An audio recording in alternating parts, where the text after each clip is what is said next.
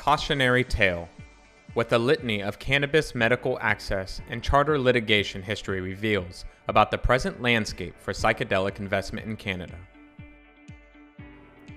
Board advisor, MAPS, and international lawyer, Ad Lucem Law. From Canada, Robert W. E. Laurie. Hello, good evening from Canada. Good morning in Bangkok. My name's Robert Laurie. I am a lawyer with Ad Lucem Law Corporation.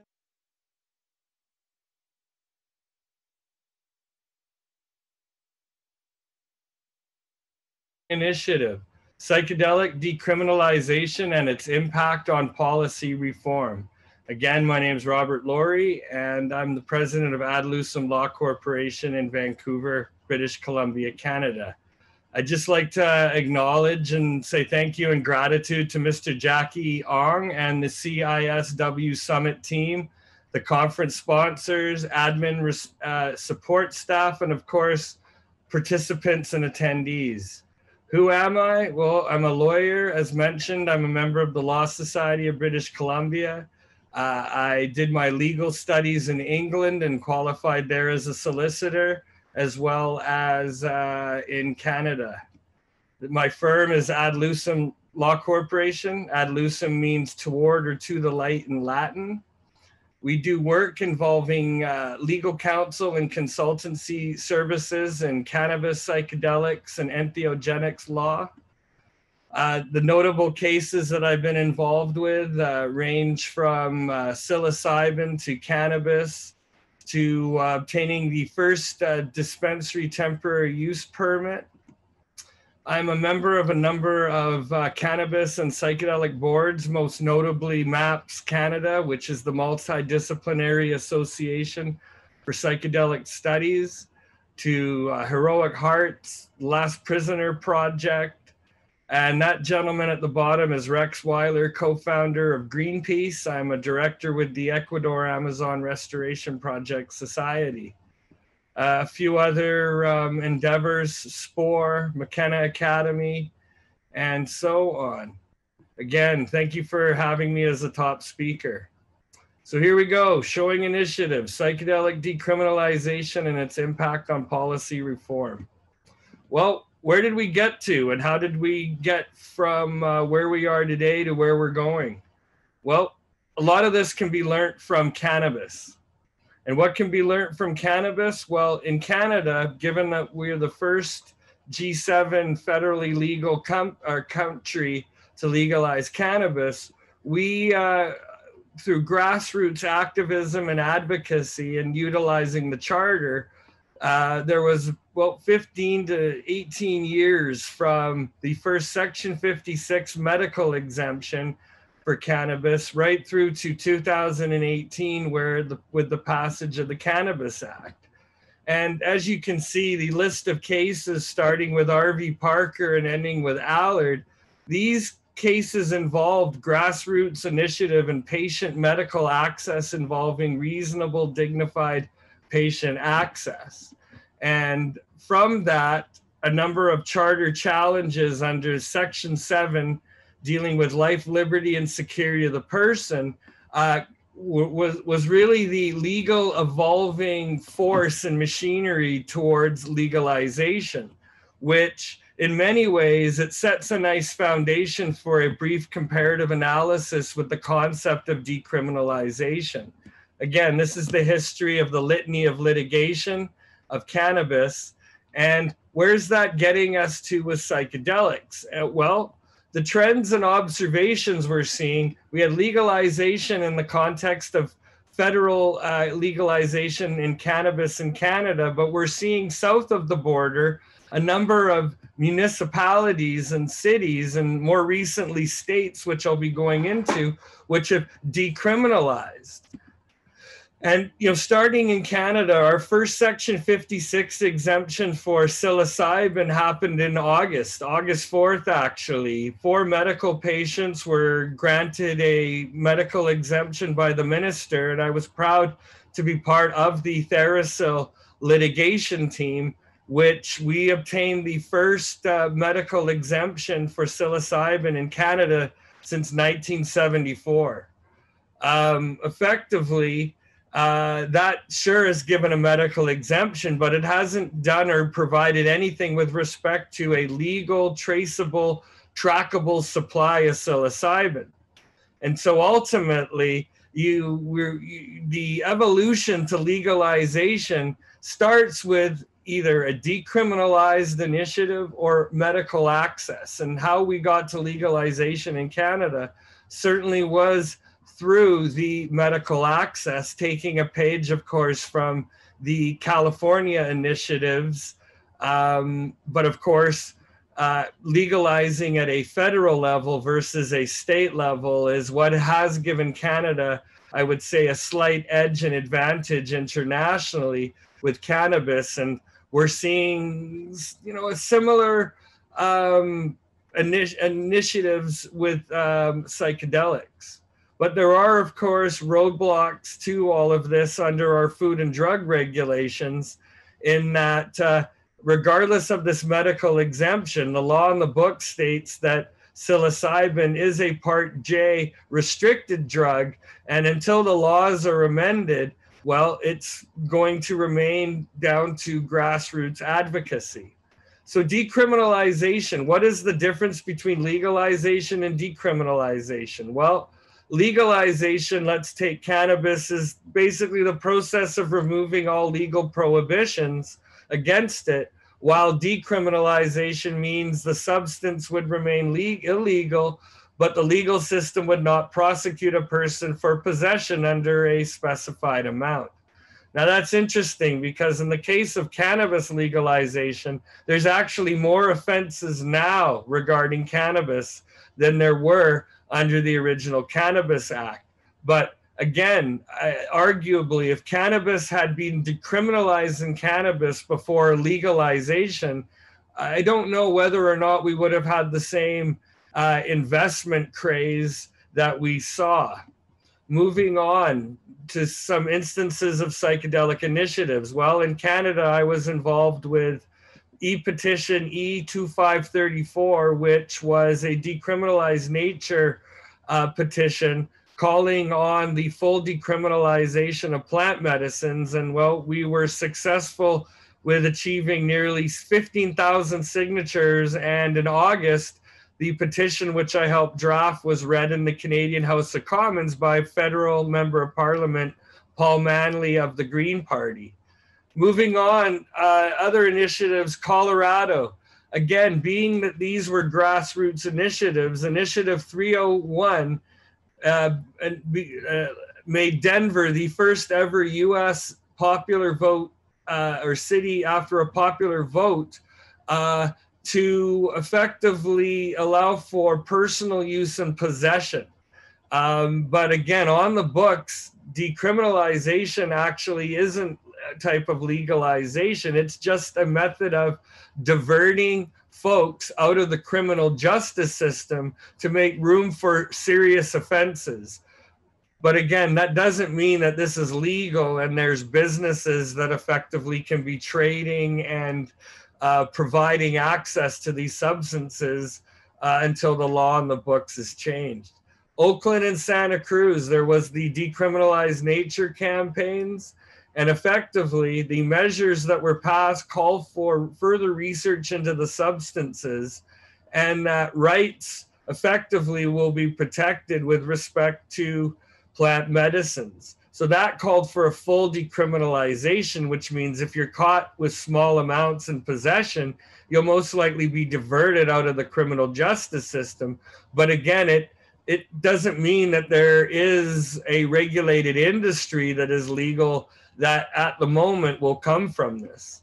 Oregon is probably the most, I'd say, successful of the most recent initiatives. On November 3rd, the state of Oregon voted to legalize psychedelic mushrooms for therapeutic use. Motion Measure 109 passed by 56%. And this is a project that Tom and Sherry Eckert of the Oregon Psilocybin Society have been working on for a number of years. And this is wonderful. I mean, the United States at the state level is really leading psychedelic initiatives, and it'll be interesting to see what will happen. the long and the short is now because of this initiative, the Oregon Health Authority has a period of 2 years to develop regulations to govern legal psilocybin. So that's really exciting and job well done. Washington, D.C., again, another very recent initiative, and that's where D.C. voters effectively, again, approved to decriminalize psychedelic mushrooms through Initiative 81. Although the initiative does not make psychedelics legal in the District of Columbia, it does, as indicated, under an umbrella of decriminalization, it does allow for the city's attorney general and the U.S. attorney for D.C. to cease prosecutions. Again, this isn't a form of legalization. It's a policy decision to, keep good people out of the criminal justice system for effectively accessing something that, for lack of a better analogy, is found in nature. Let's see here. So are these U.S. state level initiatives enough? I had a great conversation with Marcus Ramkissoon, who will be on following me, and Bob Hoban, who was spectacular. That was one of the best presentations I've seen. And I posed to them both and saying, it's great what's happening at these state levels, but at the end of the day, the United States federally was, again, behind the 3 big UN conventions which are listed. And so I think hopefully with a change of scenery and leadership, we will start to see initiatives at the international level by the United States working with other countries and nations to begin to amend and adjust some of these international laws, which, let's face it, all the other countries have followed suit. So in conclusion, decriminalization is not legalization. Again, we had a similar situation where the Canadian Crown Prosecution Service recently decided, again, not to make the prosecution for small amounts or possession, a criminal offense. The goal is to, again, divert these people out of the criminal justice system so that badly needed legal resources can be used to prosecute the big drug offenders. Oh, pardon me. So what have we learned, about decriminalization from the cannabis experience? Well, it's clear that this is a work in progress and that a real market that can be regulated to come of this, a truer market, I think, will come from a decriminalized market because, let's face it, cannabis margins in Canada are based on 95 years of prohibition pricing. And just a fun little stat, the price for a pound of, hemp cannabis in 1936 or 5, the year before the 1936 Stamp Act, was 37 cents a pound. So again, adjust for inflation, and the price of cannabis is what it is. It's an agricultural commodity, but again, it can be grown in very controlled medical conditions.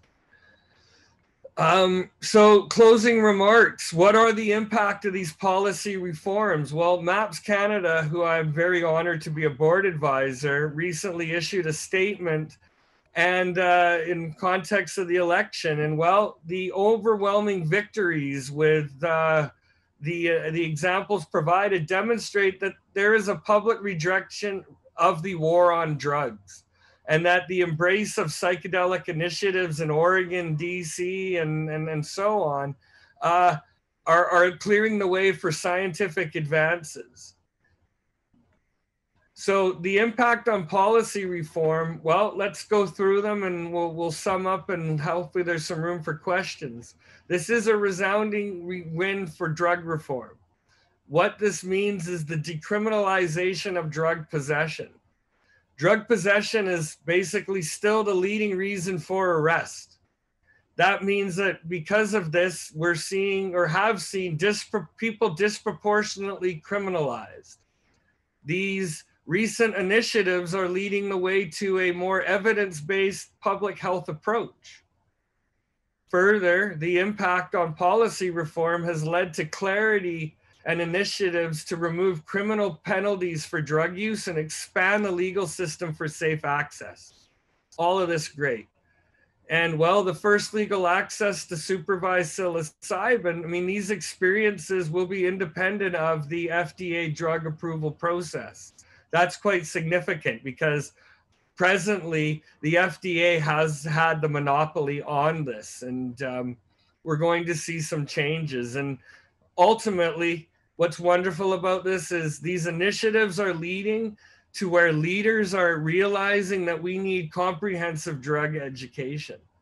So again, I think we're at a really interesting time. The COVID-19 virus and, well, the recent US American election at the federal level, it'll be interesting. But until we address the international laws, it's going to make it very difficult to do international cannabis business internationally, because again, even Canada is legal, but international import and export is limited to scientific and research purposes. And that's all due to the fact that international banking, compliance, and regulatory laws, they take their cue from the UN conventions, not necessarily what a company or country decides to do nationally within their jurisdiction. So although Canada's legalized nationally, there's still a lot of problems with respect to international banking and the risk of losing bank accounts,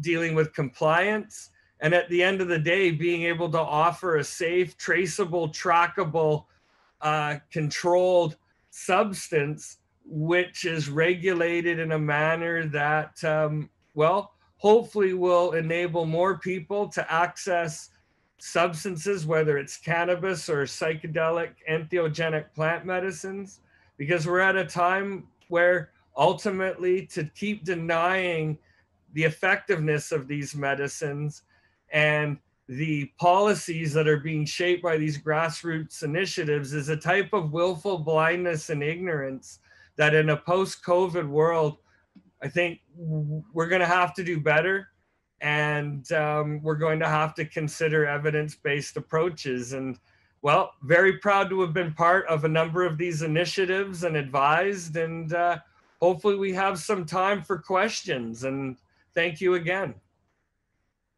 And that's me, Robert Laurie, and my law firm. And yes, hopefully we've got some time for questions. That is my presentation. Thank you. Thank you so much for your excellent presentation and all your useful information. We really look forward to hearing more from you in our discussion panel later this evening, okay? Thank you very much. Have a great day, everybody. We'll see you in a few hours.